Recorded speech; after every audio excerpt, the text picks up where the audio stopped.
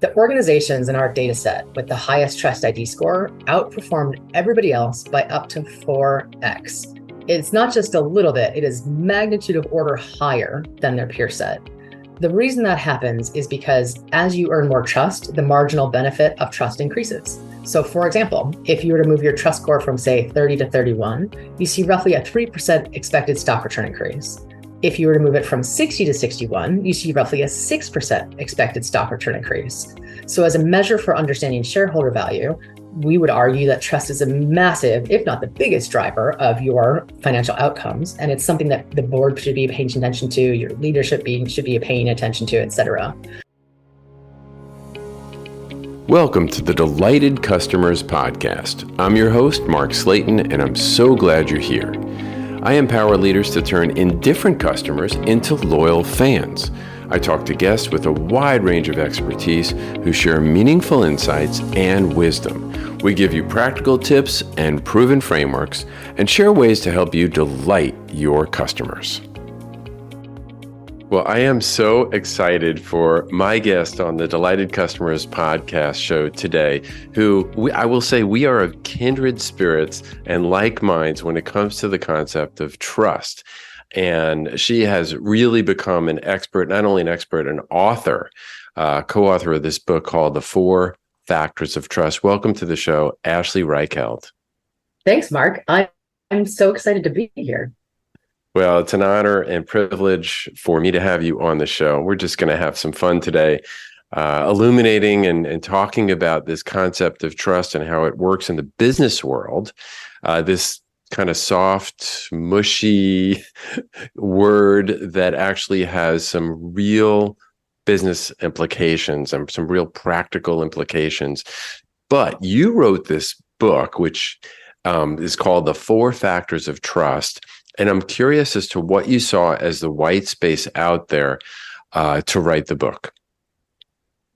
You know, I've spent my career focused on trying to understand human behavior, why it is we do what we do, and why it is we say we're going to do one thing, and then we go off and do something completely different. And as I was trying to pick apart and understand behavior in a way that would be actionable for organizations to shift it and do things differently, I really started investigating the concept of trust. Nobody in the dozens, hundreds of C-suite interviews I've done, I have never had anybody say trust isn't important. Of course it is. We all intuitively know that trust is important.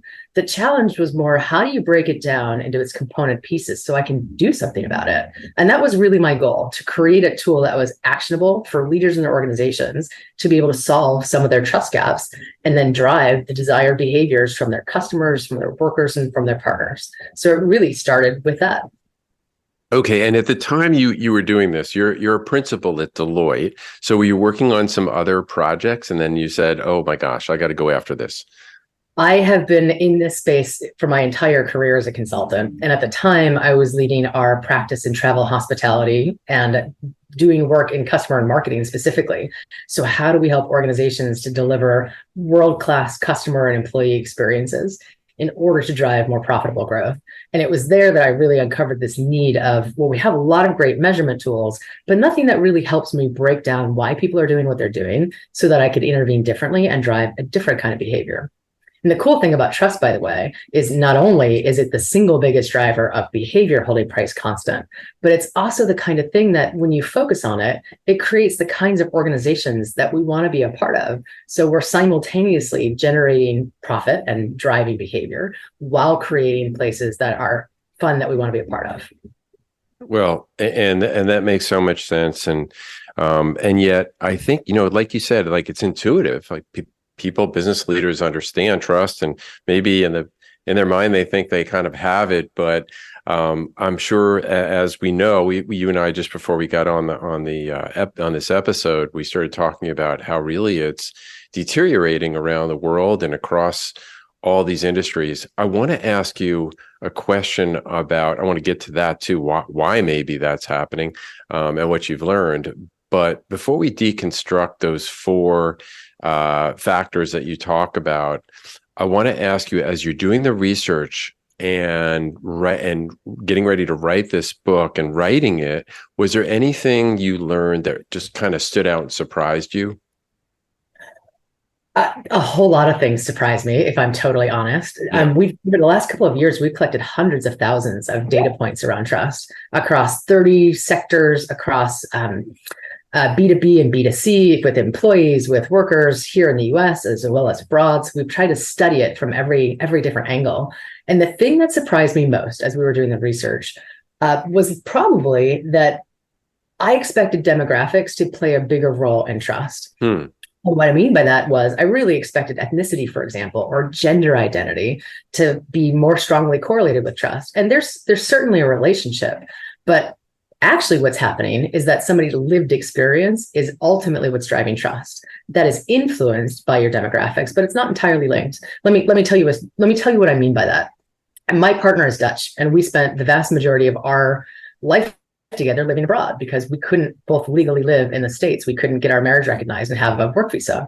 So when DOMA finally fell, we were delighted to move home and decided to have kids. We were both on the birth certificate here in Massachusetts. But that's not actually relevant where we go to visit my parents in Ohio.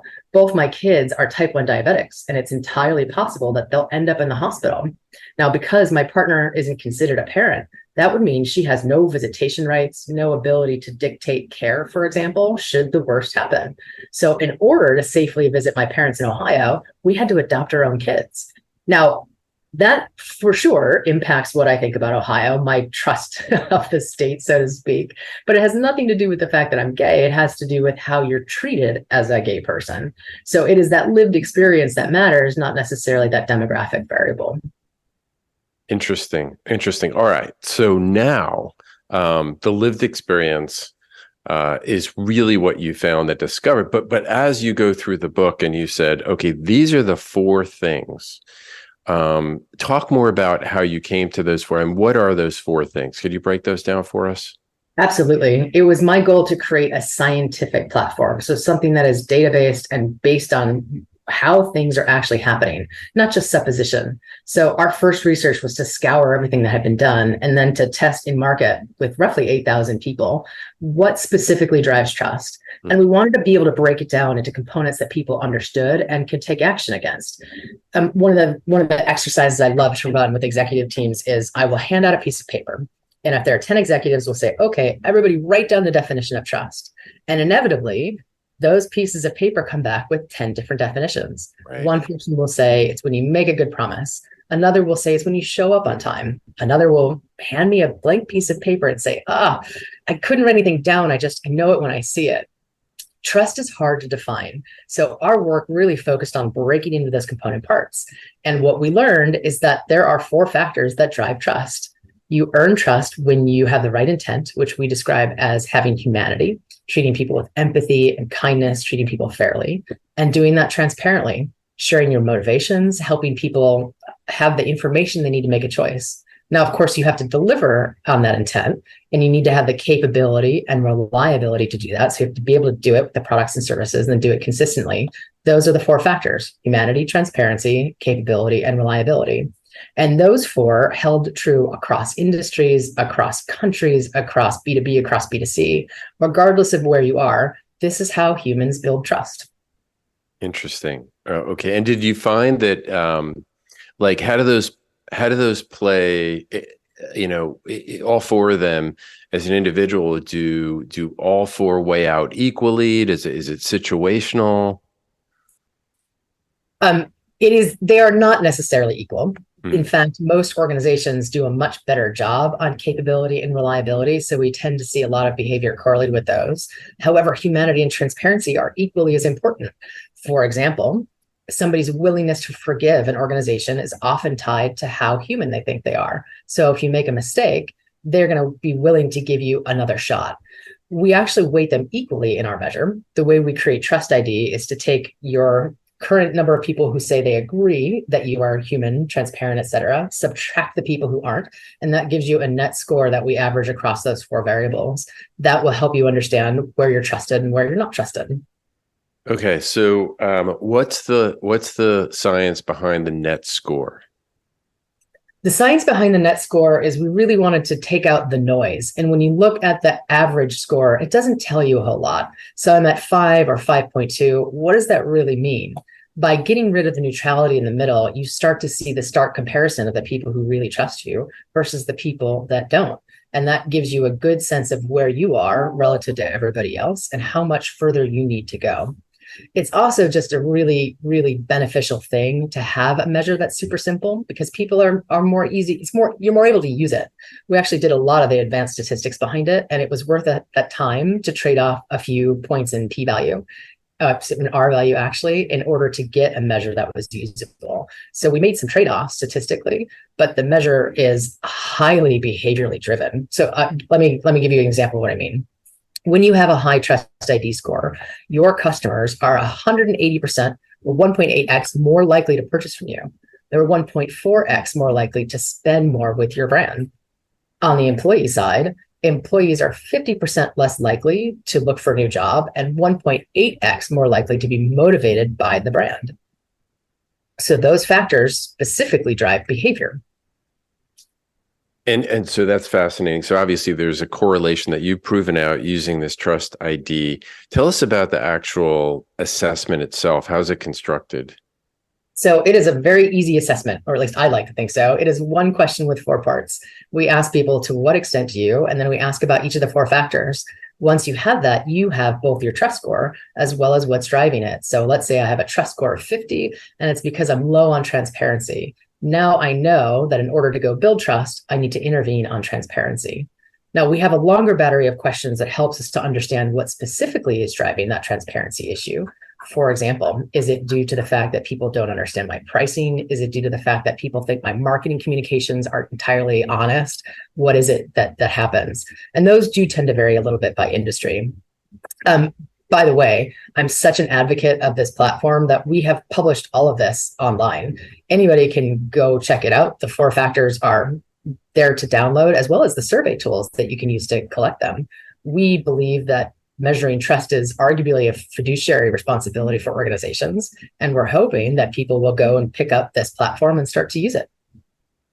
So what I hear you saying in that is, talking about use it, is there some practical applications that you can gain from getting a baseline of where you stand today?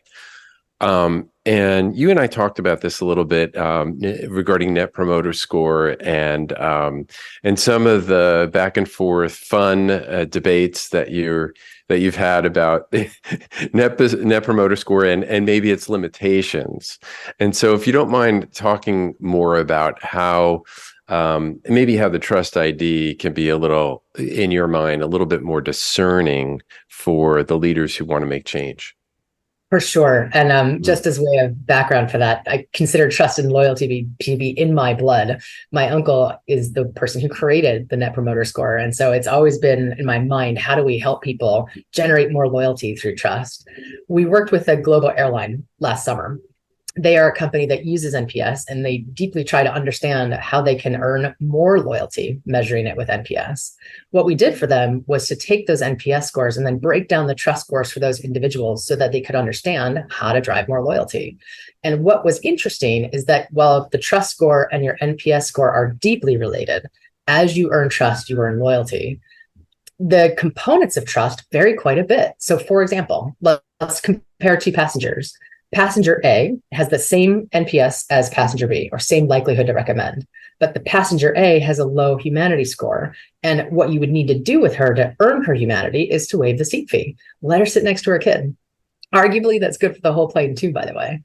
Passenger B, same likelihood to recommend, but his trust score is low on reliability. So you should treat him like a human being. But if you really want to move the needle and drive more trust and more loyalty, you have to make it up to him. He sat on the tarmac for 3 hours last week, which is why his reliability is low.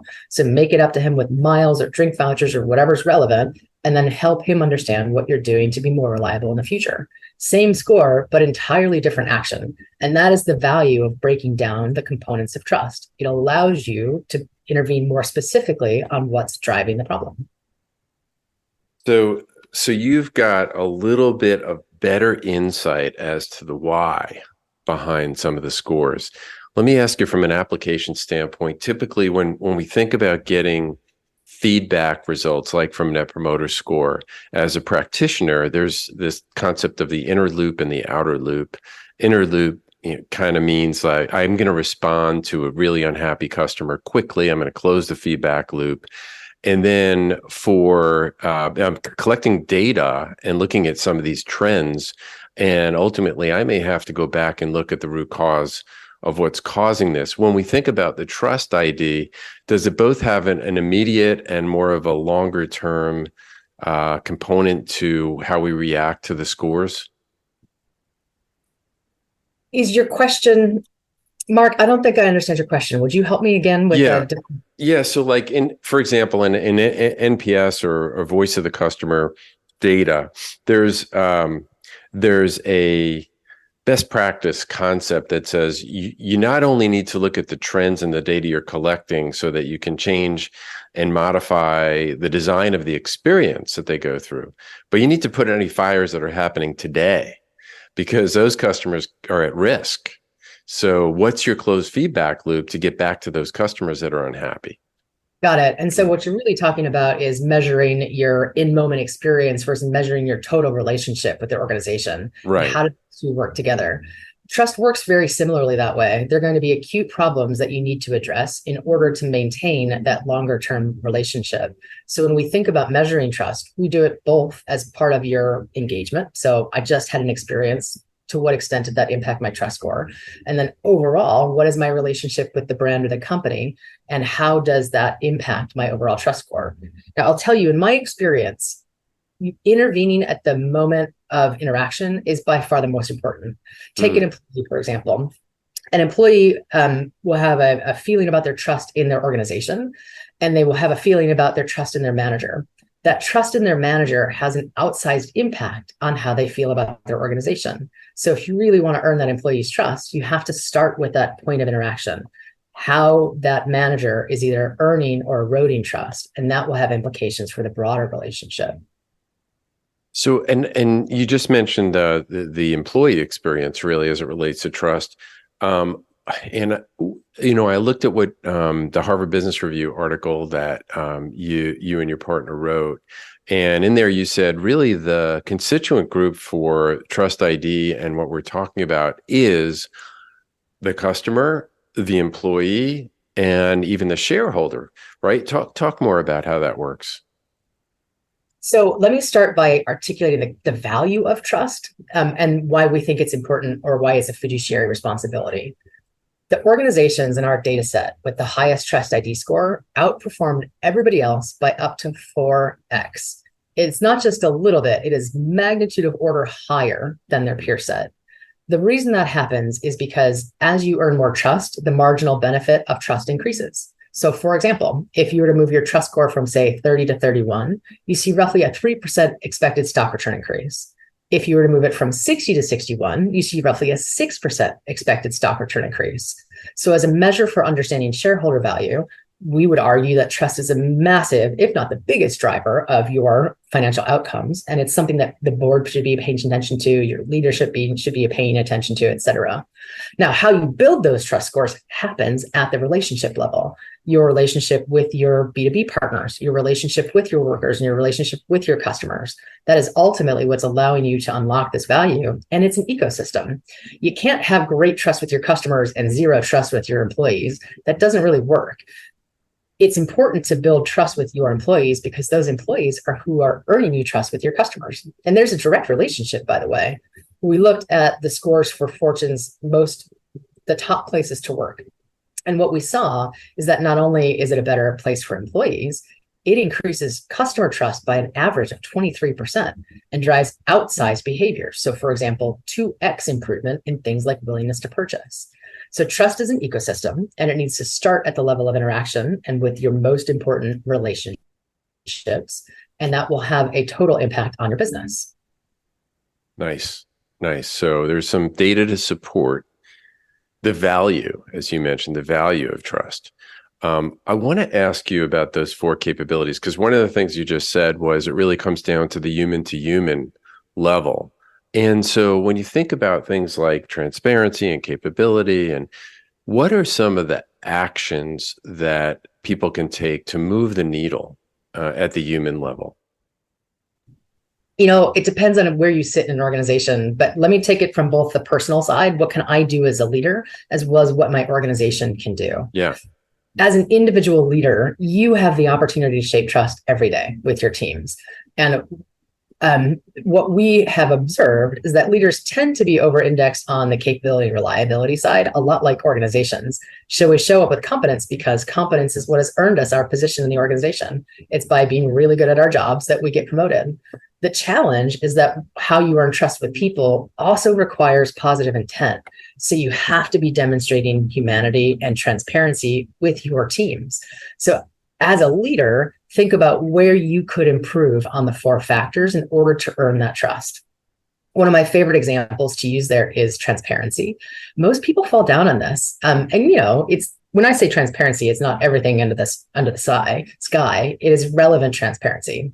A funny joke that we tell is when you're at a farm to table restaurant, it's really cool to hear about how the food is raised, where it comes from, who's the farmer, and his or her family, what do they like? It adds texture to the meal. But you draw the line at knowing the name of the animal that was processed. There are just some things you don't need to know. And leaders tend to avoid sharing information because of a lot of things, legal concerns, you're worried about how people will react. But not being transparent with your teams often erodes trust. And it's one of the first things leaders can do in order to build trust. Now, as an organization, it looks a little bit different. So same 4 factors, but you're engaging with people in a very different way. And similar to individuals, most organizations fall down on humanity and transparency. Marriott is one of our trust leaders, and they're unique because they actually do a really good job across all 4 factors. In transparency specifically, they're one of the few companies that when you click a box, you can display all the fees and taxes that would be associated with your stay. And that's unusual because most companies don't reveal that right away. They kind of save that until you're checked in. And oh, by the way, did you know there's a $25 or $50 resort fee? Oh, you didn't? Well, here you go. Or it actually gives you that information in advance. And to some degree, they're trusting you to treat that information as you will. So to understand that not all the competitors are sharing the same information, but they know it's important to how you make your choice, and they want to give you that information up front. Nice. So that clearly reminds me, and the overlap between that and the original trust equation that was put forth in the Trust Advisor book, therefore are credibility, reliability, intimacy, which would be probably similar to transparency, and self-orientation, meaning a low self-orientation, those all move toward trustworthiness. It's really the trustworthiness equation, which just validates that the 4 that you chose are not by chance, but actually make sense, and they're a good way to deconstruct what trust is and really what trustworthiness is. Oh, yeah. No, and we didn't make them up because we thought it was a good idea. They emerged because they were, in our research, the top factors. They were far and away what influenced behavior. That's how we originally came up with them. And in all of our research posts, we've learned that those 4 factors are simply how humans build trust. It doesn't matter if you're in the UK or the US. This is how we as humans earn or lose trust. And when you think in terms of the customer experience leader and your model and what you've studied and what you've written about in the book, like what are some tips or advice that you could give for the CX leader to help him or them out? Well, that closed loop feedback system is incredibly important. So if you're not tracking it, start tracking it. A couple of examples. We've been working with a branch of the government and helping them with their human resources transformation. We baked Trust ID into their contact center so that every time somebody calls in to understand benefits because they're moving to change their address, whatever it is, whatever the reason they're calling, we gather their trust score. And that gives us an immediate pulse on how the organization is feeling and doing and what we should be doing differently as a result. In this particular case, the organization was low on transparency. So we took a number of initiatives under wing to improve transparency and saw nearly a 200% improvement as a result. So baking it into the basic business processes in your organization and then using that information to improve the feedback loop is by far and away the best way to get started. Yeah. And give me another illustration on a personal level of, I don't know, maybe where you see people stumble, where they could improve their own trust. Well, I actually asked for this advice some years back. I was working with a woman who later became a CEO of a big manufacturing company. And I was going up for partner at the time. And I asked her, Jill, give me some advice. We've worked together for a while. What do I need to work on? What should I do differently? And it was gratifying to have her say, Ashley, you're great. Thanks. Mm, Appreciate it. She also gave me some important feedback that I hadn't thought about. mm, And what she told me was, Ashley, you got to make yourself vulnerable. mm. I looked at her as if she had six eyes. This was a largely male environment in the middle of the Midwest. It wasn't a place where I felt super comfortable being vulnerable. But she didn't mean that you needed to bare your soul and march naked in the organization. What she meant was you have to let people in. When people see that you are human, that you're valuable, they are much more likely to be vulnerable themselves and ask for help. Trust is built in moments of vulnerability. So, as a leader, showing up as a human being is incredibly important. And it's one of the very first things I'd encourage people to think about. Yeah, being vulnerable, and some of that is kind of paradoxical, and some of the things that you need to do to build trust, like take relational risks, because really, if there was no risk, we wouldn't need to be trustworthy, right? That's right. And trust is what allows us to mitigate that risk or at least become comfortable with that risk because we know if we mess up, people are going to give us a chance to make it better and fix it. Trust is incredibly important to being able to take those risks and then being able to close the gap if you do fall down. And incidentally, you have to give trust to get trust. And this really Mm. does sit with an organization. An organization has all the power. And so the organization has to lead with trust before expecting employees to trust them back. Let me give you an example about what I mean. In the retail industry, a lot of companies use a points-based system for attendance. And I don't mean the good kind of points like you collect for airlines. These are bad points. When you add them all up, they will be disciplinary or they will potentially result in losing your job. So if you're late, if you have to take your kid to a doctor's appointment, you earn points. Now imagine what you're actually telling your employees. Mm. What you're telling them is that doctor's appointment you took your kid to is less important than your job. So either show up or not. But it does suggest that we don't trust you to make your own choices and do what you need to do. So we're going to watch you. And that does not build trust. Mm. Definitely not. Yeah, and I'm sure there are stories like that, examples in businesses across that you just would shake your head and say, "Oh my gosh, do you realize what impact you're having on your employee morale?" Yeah, and everybody designs these systems for the outliers, the person who's going to take advantage Mm. of it and show up Yes. late because they got coffee. But the reality is, I like to believe that people really are positive and really good at heart. So, for example, my first year at college, I was reading Anne Frank. It's one of my favorite books. And I Mm. was simultaneously taking a class on ethics and philosophy. And we were reading Thomas Hobbes. Thomas Hobbes says life is nasty, brutish, and short. And he suggests that the only reason we behave ourselves is because everybody else in society is watching. So he would posit that people are not so very good. Anne Frank goes through hell. And at the end of her book, she says, after everything, I still believe people are truly good inside. And I'm an Anne Frank believer. I really do think the majority of people are trying to engage in a positive way. And by the way, the data bears this out. 75% of more people would do the right thing or do something for somebody else, even at a cost to themselves. So if we design for the positive in our organizations, we'll ultimately be better off. Yeah, and I think that would extend. I don't know what you think, but I think that would extend to customers as well, just giving them the benefit of that. One of the things, Fred Reichheld, your uncle and others talked about is this idea of bad profits. Extracting value from customers by charging them nuisance fees, right?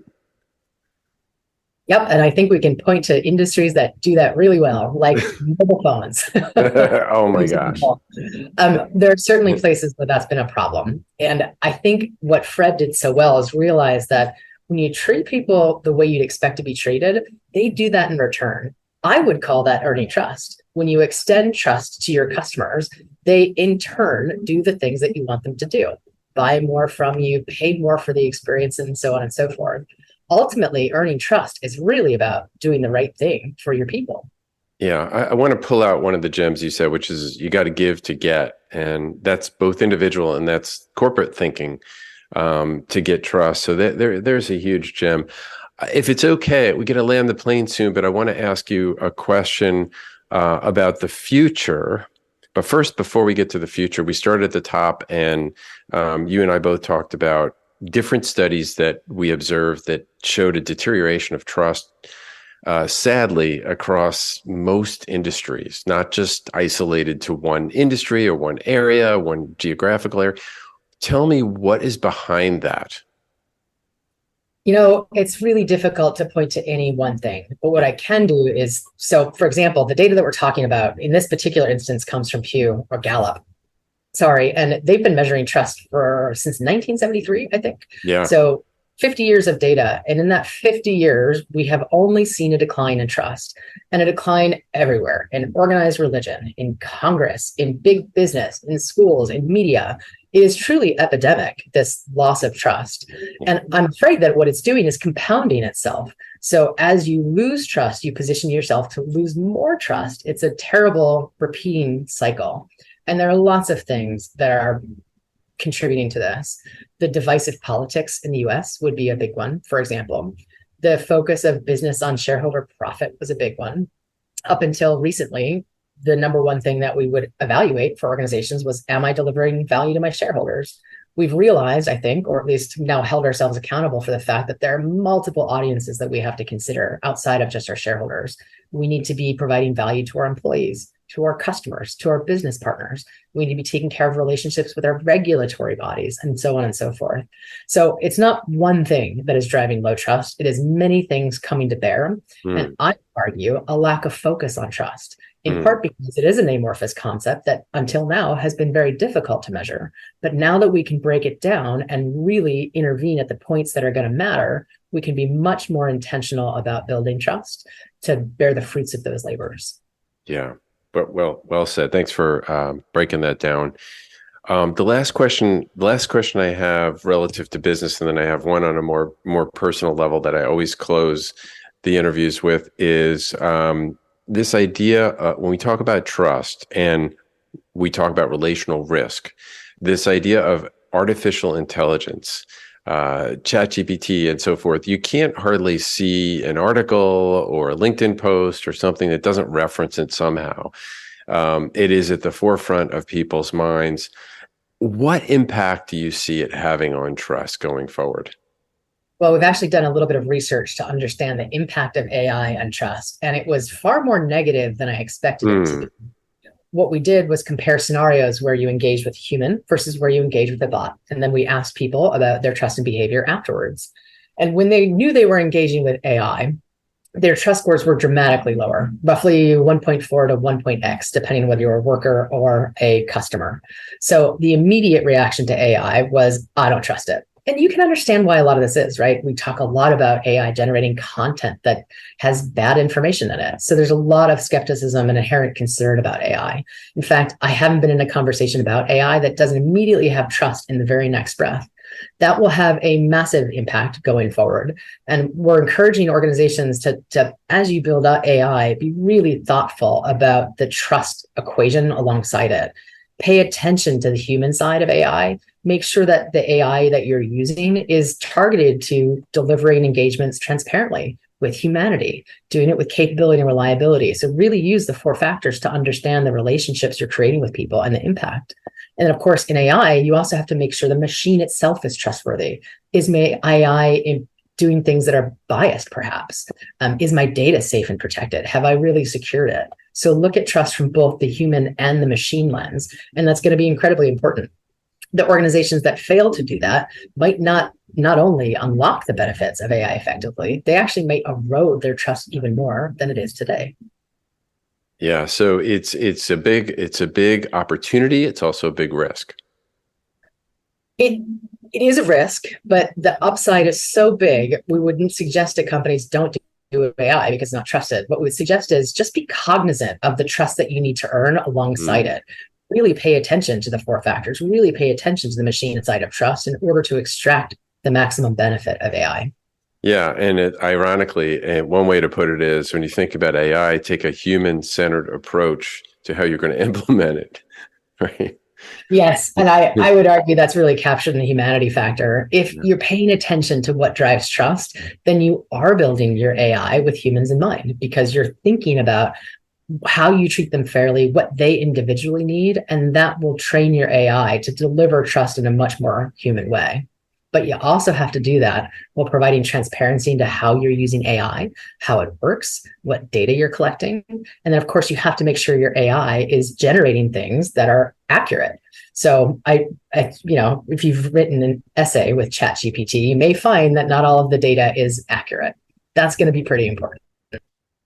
Yeah, I mean, I think the bottom line here is that while trust is not something that companies started with historically, we're focused on building a better widget, building a better mousetrap, faster, quicker, cheaper, more global, all these things. That at the end of the day, it's human beings making decisions to connect, engage with other human beings. And in this case, we're talking about exchange, relationship. And trust shouldn't be the last thing. It should be the first thing we're thinking about when we design anything. Very well said. Design with trust in mind and build your products with that. In fact, that is an area we've been helping our clients. One of my favorite examples is a timeshare company. This organization, you can imagine, is very much perceived like the used car salesman of hospitality that catch you in a moment of weakness when you're on vacation, and they sell you a lifetime subscription to a timeshare. You come home and suddenly the 19% interest rate and the maintenance fees that you're going to pay every year have hit you, and you realize what you've done, but it's lifetime. So there's no getting out of it without selling it. This same company wants to create a vacation subscription service, and that's going to require a very different engagement with customers. People are going to be able to drop it at any time. You have to continue to demonstrate your value to them. So design it with trust in mind. When we were looking at their offering, we used the 4 factors. And as we were researching humanity, one of the things we learned is that people get as much, if not more, joy from planning a trip than they do when taking it. So as we design this product for them, we have to be human first. If Ashley's coming to the website, make sure we're trained in on what Ashley's trying to do, because the trip she's going to look for as a mom are totally different than the trip she's going to look for as a girls' weekend out, going to a spa. So make sure you're designing it with that angle in mind. So to your point, don't wait until the after effect to think about the 4 factors. Bake them into how you're envisioning your experiences, to how you're designing your products and services in order to engender trust from the very get-go. Excellent. Excellent. Well said. Well said. All right. So we're going to have to land the plane. But before we do, one last question, which is, what advice would you give to your 20-year-old self? Oof, that's a hard one. It's amazing what you learn over the period of 20 years. And I thought I was very smart as a 20-year-old. I had a lot more to learn. I would just say there's much more fun coming. So enjoy it as you do it. It's okay to pick apart the moments. It's okay to envision the future, but enjoy where you are, because every moment that you're building counts and will lead to better moments to come. Excellent. Excellent. Great advice. Ashley was a fantastic guest. The book is The 4 Factors of Trust. Ashley, if our listeners wanted to get a hold of you, what would be the best way for them to reach you? Well, definitely find me on LinkedIn. So you can see Ashley Reicheld at linkedin.com. You can also check out our website, The 4 Factors of Trust. And there you can download our surveys. You can actually go in and play with the data too. We've published the consumer data set online. So you can see what trust scores look like in life sciences versus in automotive, and so on and so forth. We encourage organizations to start to measure trust, and we hope to provide the tools for you to do so on your own on the website. So check us out. And we'll include that in the show notes for this podcast episode. Ashley, thank you so much for being on the show. Mark, it was so much fun. I hope we can do this again soon. I'd love to. Thanks. Thanks for listening to the Delighted Customers podcast. I'd like to ask you a favor. If you have enjoyed this episode or any of my other ones, hit subscribe or follow. I've got a lot of other great guests that are coming up and a lot of other great content, and I don't want you to miss anything. You can find any links or references on the show in the show notes, and you can find those on my website at empoweredcx.com.